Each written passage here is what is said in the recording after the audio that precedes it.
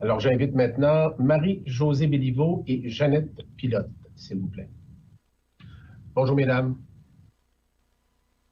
Bonjour. Bonjour, vous nous entendez bien?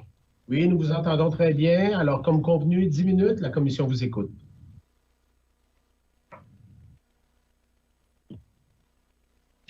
La parole est à vous. Oui, merci. Bonjour, je suis Marie-Josée Béliveau, géographe et citoyenne soucieuse du climat et de la biodiversité. Et je suis avec Jeannette Pilote. Bonjour, je suis Jeannette Pilote, femme de la nation Innu, protectrice des territoires et des droits ancestraux. Donc, le mémoire qu'on va vous présenter aujourd'hui, c'est celui du collectif Femmes pour le climat qui a été signé par plus de 480 femmes. Nous sommes autochtones, allochtones et provenant de la diversité. Nous œuvrons dans différents milieux, enseignantes, auteurs, mères, cocum, techniciennes, etc. Et parce que le climat et la biodiversité nous concernent toutes, nous sommes de partout au Québec.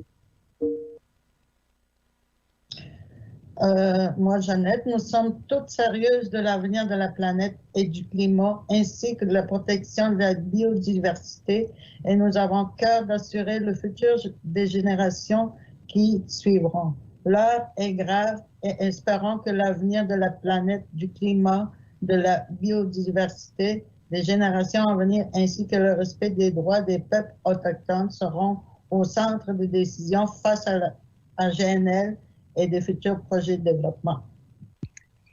Donc, comme vous savez, chaque année, les experts nous alarment sur la situation fragile de notre climat et de la disparition des espèces et somment l'humanité d'effectuer un virage pour renverser la tendance. Ils dressent un tableau sombre de notre avenir qui dépend de la nature pour respirer, pour boire, manger, se chauffer ou se soigner.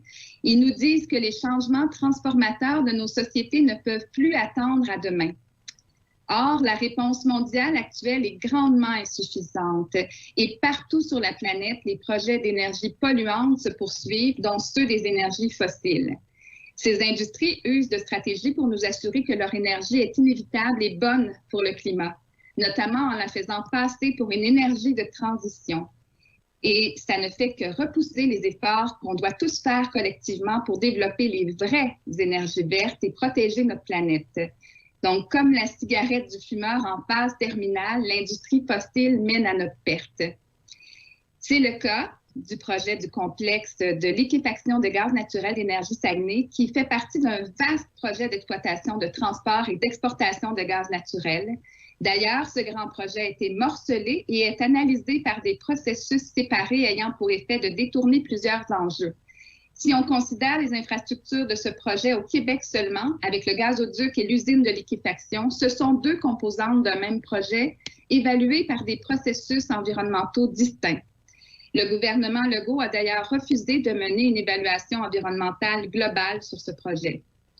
Or, si le gouvernement et le BAP ont à cœur la protection environnementale et le respect de nos engagements climatiques, ils doivent impérativement prendre en compte l'ensemble des éléments constitutifs du projet, incluant ces deux segments, mais aussi ceux en amont et en aval du projet qui vont de l'extraction à la consommation du gaz. GNL n'est en effet qu'un seul segment d'un grand projet qui inclut l'extraction du gaz en Alberta, son transport, sa liquéfaction et son exportation. Les émissions de GES et les impacts de ce projet ne se limitent pas aux deux infrastructures en sol québécois, car cela omet la considération des impacts et les émissions liées à l'extraction en amont de ce gaz naturel, ainsi que sa consommation en aval. Quand on ne considère pas les impacts globaux, ça constitue une stratégie malhonnête pour fausser les données et mêler le public, ainsi que pour convaincre les instances d'évaluation et les décideurs. En réalité, le projet permettrait d'exporter chaque année l'équivalent de plus de 2 fois la consommation actuelle de gaz au Québec, ce qui contribue à amplifier les émissions de notre province. Or, GNL Québec se targue d'être carboneutre, ne basant ses calculs que sur les émissions de l'usine et disant utiliser l'énergie hydroélectrique. Toutefois, c'est illogique d'utiliser l'hydroélectricité considérée plus propre pour fournir un projet visant à augmenter la production de gaz fossile. Ses stratégies du promoteur au sujet des impacts climatiques et ses assertions sur la pseudo-carboneutralité montrent les dérives que peuvent adopter les industries pour assurer le développement de projets aux impacts nocifs pour le climat. Que les décideurs et les organismes de consultation chargés de l'analyse et de l'acceptation de ces projets ne remettent pas en cause ces présomptions, c'est inquiétant. C'est inquiétant pour notre futur. Ces derniers ont entre leurs mains un grand pouvoir sur notre futur collectif et de grandes responsabilités face aux enjeux environnementaux et de respect des accords internationaux. Impact sur la biodiversité et les belugas. Le projet GNL Québec constitue une menace sérieuse pour la biodiversité. Les pipelines gazoducs fragmentés, habitat de 17 espèces vulnérables, menacées et en voie de disparition. En traversant les milieux naturels du nord du Québec, allant à l'Abitibi-Témiscamingue et au fort du Saguenay. Ce projet soulève des questions sur la protection des belugas du Saint-Laurent qui subit un déclin constant et affecté par une hausse de la mortalité des femelles en âge de se produire un nouveau-né depuis 2010. Or, le projet GNL augmentera le trafic intime sur la rivière Saguenay et incidemment l'exposition des belugas et bruits sous-marins. Je me pose beaucoup de questions sur le projet GNL. Je suis une femme autochtone, Première Nation, les premiers habitants de l'Amérique du Nord. Nous luttons depuis des décennies contre des gros projets polluants, en parlant des animaux, en parlant de l'eau. Je pense que ce projet GNL ferait un gros impact à la biodiversité, à la terre-mère, ainsi qu'aux humains pour les générations. Il y a 500 femmes qui ont signé ce mémoire, 500 femmes.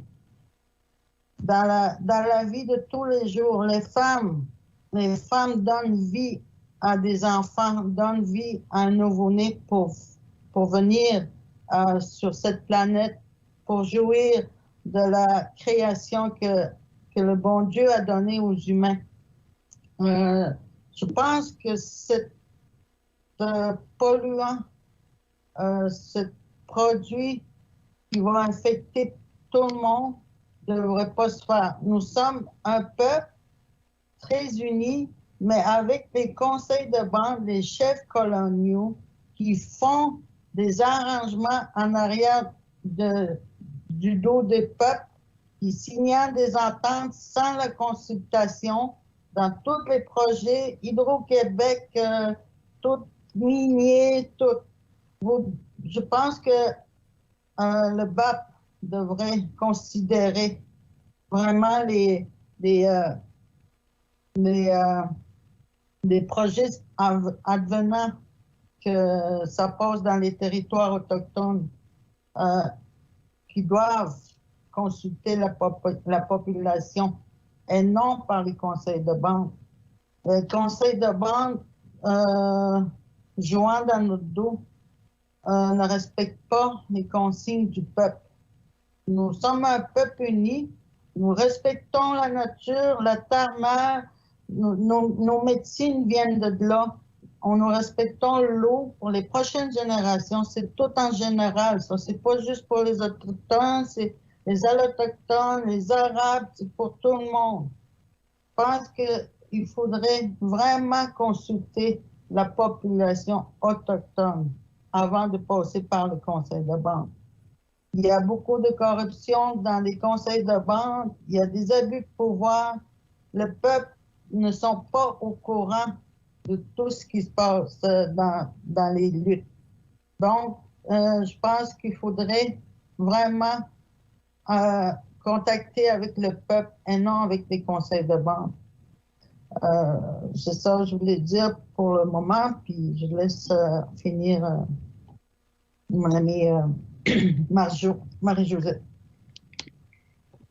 Sur les impacts sociaux et la santé, accepter le projet Énergie Saguenay contribue aussi à encourager une industrie nuisible pour la santé, dont une augmentation du risque de problèmes respiratoires et de problèmes cardiovasculaires et de certains types de cancers, cela au fur et à mesure que les températures augmentent sur la planète et aggravent la pollution de l'air.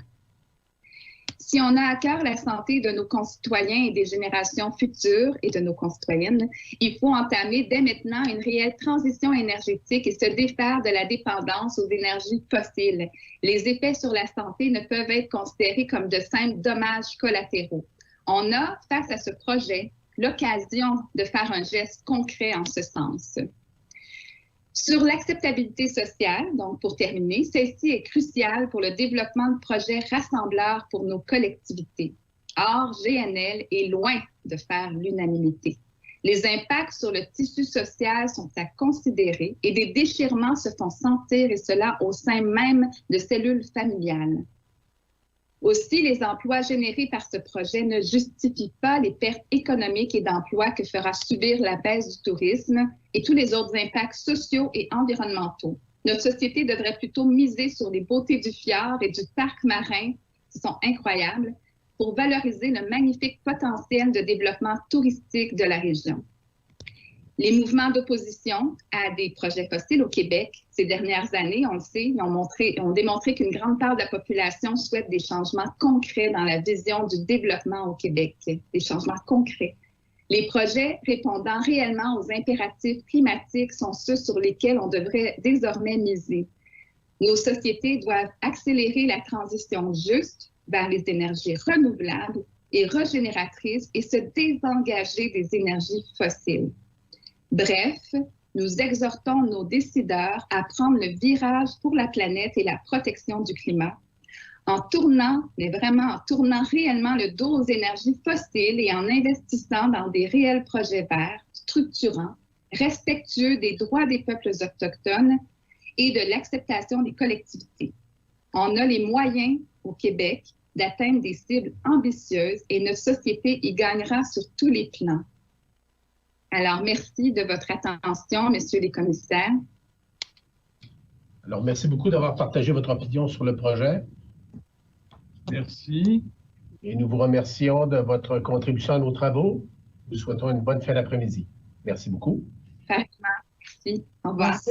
Au revoir. Merci.